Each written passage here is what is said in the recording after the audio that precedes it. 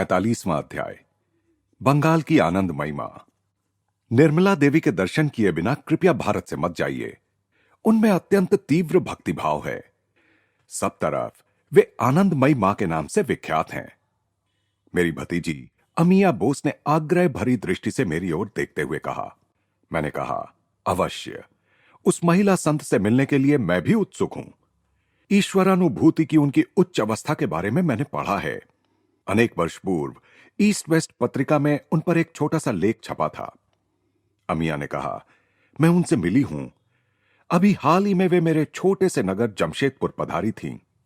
एक शिष्य के अनुरोध पर आनंदमयी मां एक मरणासन मनुष्य के घर गईं। वे उसकी शैया के पास खड़ी हो गईं। उनके हाथ ने जैसे ही उसके माथे का स्पर्श किया, उसकी घर घर बंद हो गई। उसकी बीमारी तत्क्षण गायब हो गई। वह भी देखकर आनंदित और विस्मित हो गया कि वह पूर्ण रूप से स्वस्थ हो चुका था। कुछ दिन बाद मैंने सुना कि आनंदमयी मां कोलकाता के भवानीपुर मोहल्ले में अपने एक शिष्य के घर ठहरी हुई थी। पिताजी के कोलकाता के घर से श्री राइट और मैं अविलंब निकल पड़े। जब हमारी फोर्ड भवानीपुर के उस घर के पास पहुंची तो हमें सड़क पर एक अपूर्व दृश्य दिखाई दिया। आनंदमयी मां एक खुली कार में खड़ी थी और कार के चारों ओर खड़े लगभग 100 शिष्यों को आशीर्वाद दे रही थी। स्पष्ट था कि वे वहां से प्रस्थान कर रही थी। श्री राइट ने फोर्ड कुछ दूरी पर खड़ी कर दी और मेरे साथ पैदल ही उस शांत जनसमूह की ओर चल पड़े। उस महिला संत ने हमारी दिशा में दृष्टिपात किया और वे कार से उतरकर चलते हुए हमारी ओर आने लगी।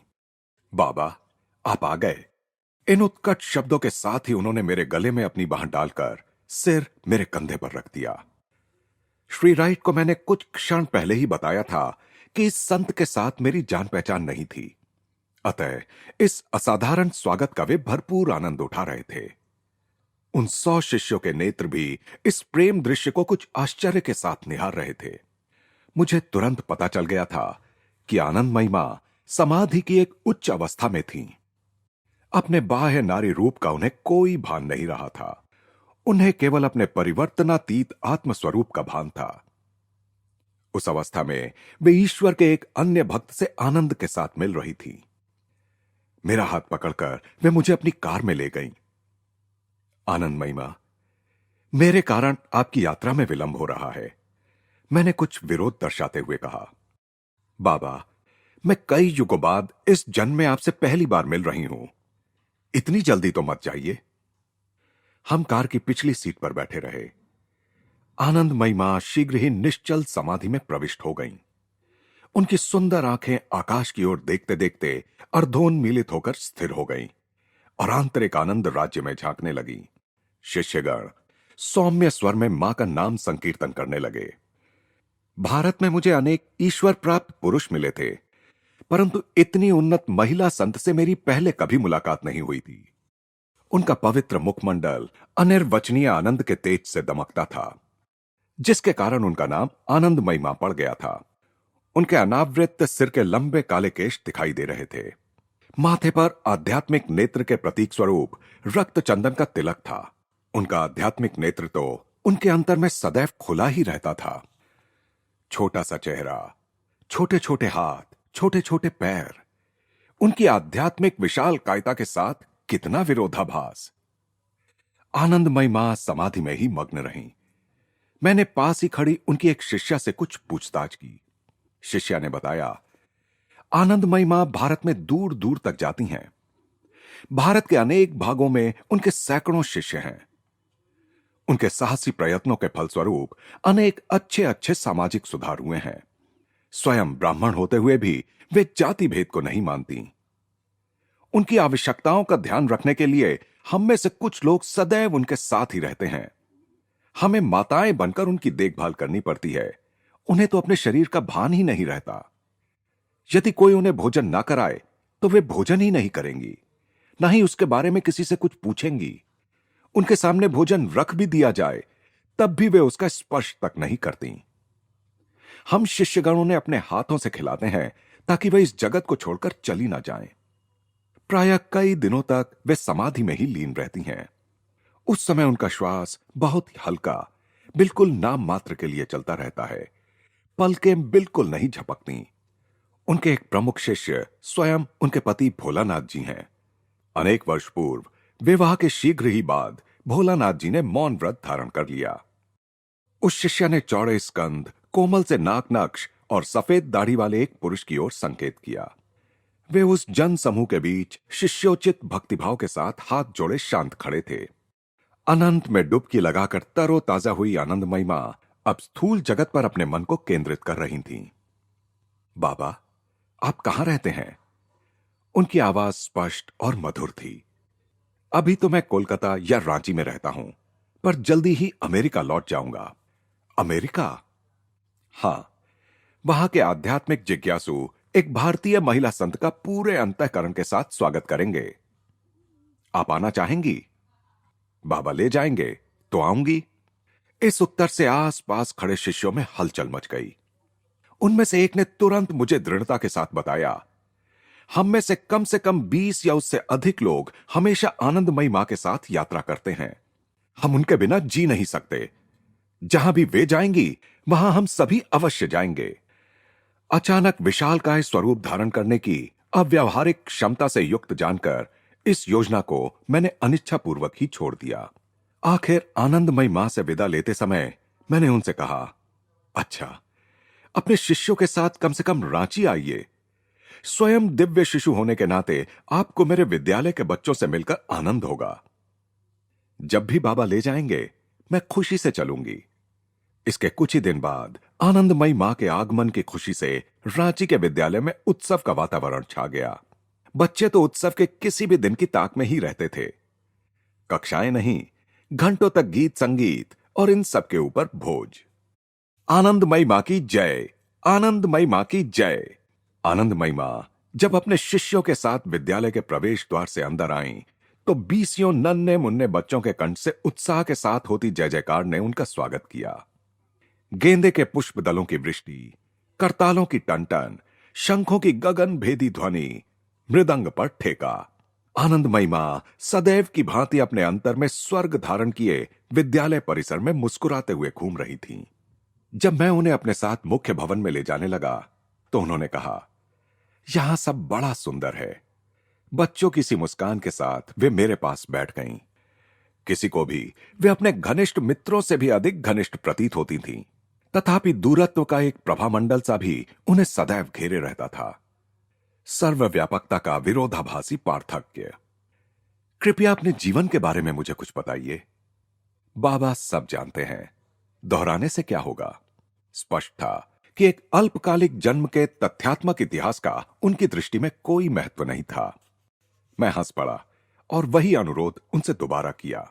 उन्होंने अनिच्छा प्रदर्शित करने के अंदाज में अपने कोमल हाथ फैलाए। बाबा, बताने लायक तो कुछ अधिक नहीं है।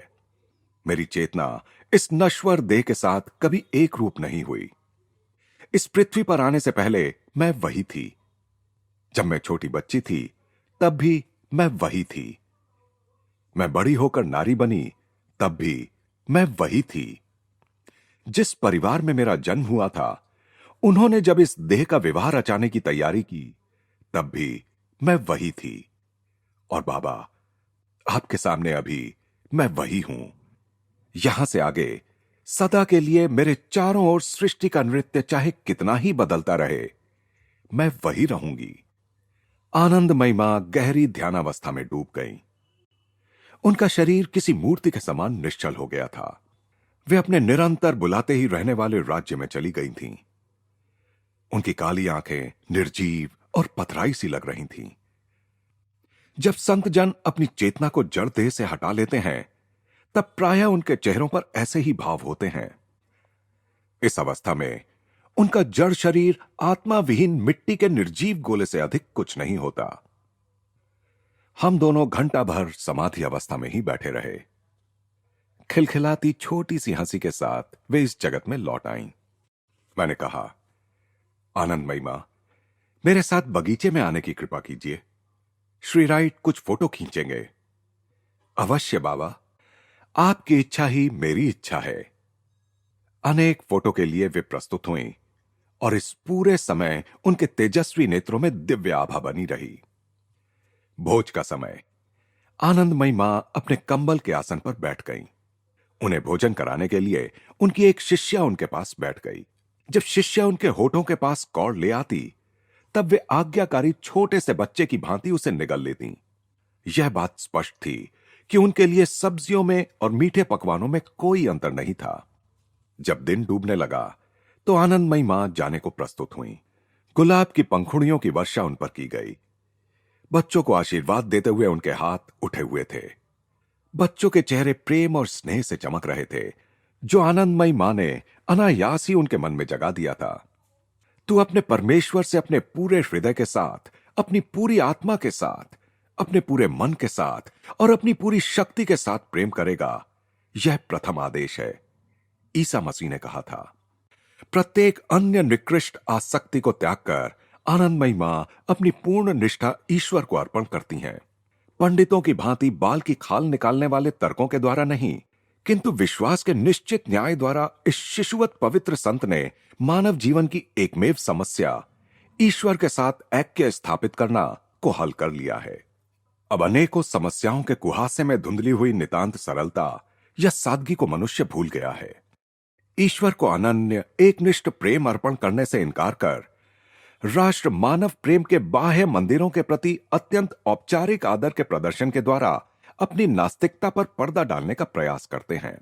मानव प्रेम के उद्देश्य से किए गए ये लोकोपकारी कार्य इसलिए धार्मिक हैं क्योंकि ये थोड़ी देर के लिए मनुष्य का ध्यान स्वयं अपने पर से अन्यत्र हटा देते हैं, परंतु ये कार्य उसे जीवन के उस सबसे बड़े कर्तव्य से मुक्त नहीं कर देते जिसका उल्लेख ईसा मसीह ने प्रथम आदेश कहकर किया है।